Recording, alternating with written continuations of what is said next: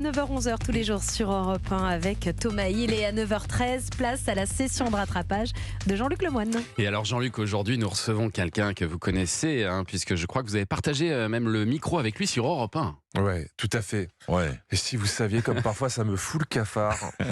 Il y a quelques années, j'étais autour de la table avec Jean-Pierre Foucault, Pierre Bellemare ou encore Philippe Gildas. Et aujourd'hui, je suis avec vous, Anissa et Julien. C'est ce qui est désagréable. Je crois qu'il faut regarder les choses en face. Je suis un peu sur le toboggan de la loose. Hein, Pas du tout. Oh là là là là. bah si, quand même. Il n'y a rien de personnel, Thomas. Mais Il y avait des vivants aussi. Hein. Oui.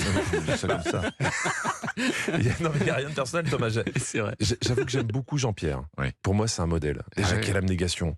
29e fois qu'il participe au concours Miss France, jamais élu, il revient quand même. En plus, c'est un aventurier. Il a peur de rien, Jean-Pierre. Je vous rappelle que la prochaine cérémonie se déroule à Dijon, comme il y a 10 ans. Avec cette fameuse phrase, toujours encadrée à l'office du tourisme de la ville. Vous allez partir à Dijon. Oui. Pas évident votre boulot quand même. Hein.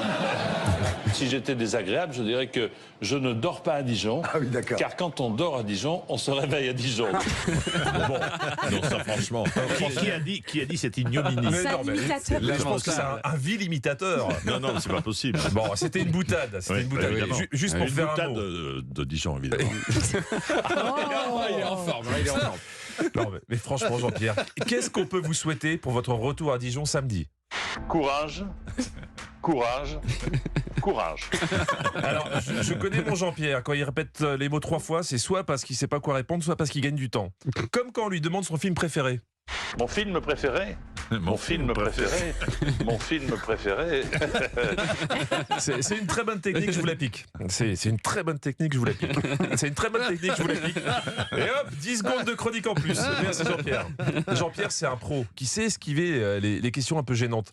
Comme quand on lui demande ses opinions politiques. Si je faisais état de mes opinions, je me fâcherais avec la moitié de mes auditeurs, téléspectateurs ou lecteurs. Vous savez qu'en France, c'est 50,1 et 40,9. Alors, c'est un bon raisonnement, mais le compte est pas bon, Jean-Pierre. 50,1 plus 40,9, ça fait 91. Non, c'est ça, j'ai oublié un petit neuf quelque part. Oui, c'est ça. C'est l'abstention. c'est Écoutez, l'abstention. pour demain, vous allez me faire 2 pages d'addition avec 2 chiffres après la virgule. Hein. J'espère que c'est pas vous qui comptabilisez les résultats pour l'élection de Miss France, parce qu'avec votre précision, c'est Elodie Gossuin qui va être élue, là. C'est le risque, ouais. Vous êtes un fidèle de l'élection Miss France, Jean-Luc? Ah, tout à fait. Ah, je suis sur mon petit canapé, comme ça, bitché comme tout le monde. J'adore. Le concours Miss France, c'est le seul concours de beauté où, à chaque annonce de Miss, le public pousse des cris d'horreur. Même dans Massacre à la tronçonneuse, ils étaient plus calmes.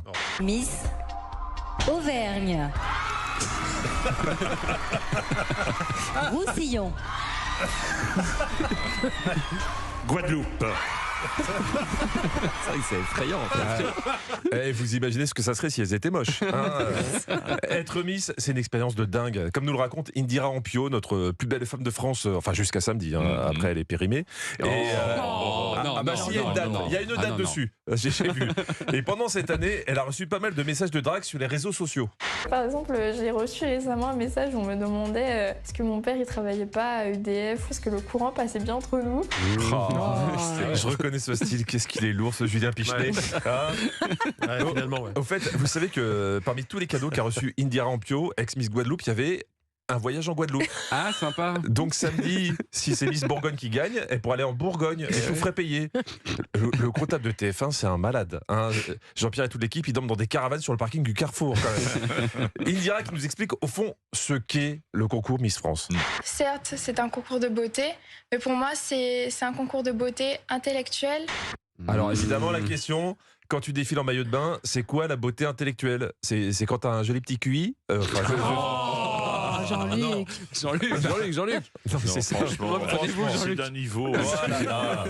Bon, ça, c'est les phrases un peu toutes faites des Miss. Moi, j'avoue que pendant le concours, j'aime bien quand elle pose, mais je préfère quand on tend le micro aux finalistes pour qu'elle se présente. J'aimerais en profiter pour mettre en avant l'association Les Petits Bonheurs Solidaires. À ne pas confondre avec l'association Les Petits Bonheurs Solitaires créée par Thomas Hill. mais bon, ça, c'est un autre sujet. Je m'investis aujourd'hui auprès de la prévention routière afin de sensibiliser les jeunes aux dangers de la route. Au quotidien, je vis à 1000 à l'heure. Je sais pas si ces 2 phrases s'enchaînaient vraiment bien. Je suis pas sûr. C'est génial. Quand on se présente au public, il faut réussir à trouver la punchline qui fera voter les gens pour vous. Et puis, si l'on en croit mes amis, Florence, ça rime avec Miss France, non? Non, malheureusement, ce jour-là, ça arrivait écran de chez ta mère. Mais bon, le plus dur pour les 5 finalistes, c'est quand elles doivent s'exprimer sur un sujet sociétal. Alors là, c'est toi et ta chance. Hein. Parce que tu peux tomber sur des sujets impossibles à boucler en 1 minute. Qu'est-ce que le féminisme en 2022? Bonsoir, merci pour cette question. Merci pour cette question. Merci pour cette question. Elle a tout répété 3 fois, c'est la méthode Jean-Pierre Foucault. Bien joué. Un petit temps de réflexion et hop, c'est parti. Il faut vraiment s'affirmer en tant que femme, puisqu'effectivement, il n'y a pas meilleure expression dans la vie pour se dire qu'effectivement, aujourd'hui, nous sommes fiers d'être femmes. Merci beaucoup, mademoiselle. Merci beaucoup, mademoiselle. Jean-Pierre, si vous avez vraiment compris ce qu'elle voulait dire, je suis preneur. C'est pour ça que je l'ai remercié. On vous écoute, Jean-Pierre, expliquez-nous. Ah, c'est compliqué. C'est compliqué. Attends, elles doivent improviser. Et puis il y a une En tout pression. cas, elles ont du mérite. Oui. Ah, Elles complètement. ont du mérite, il faut être courageuse pour pouvoir tenter cette expérience. Mais si elles réussissent, ou même si elles ne réussissent pas, elles garderont un souvenir éternel de cette Bien sûr, cérémonie. bien sûr. Merci Jean-Luc Merci, Lemoyne. Jean-Luc. Au revoir.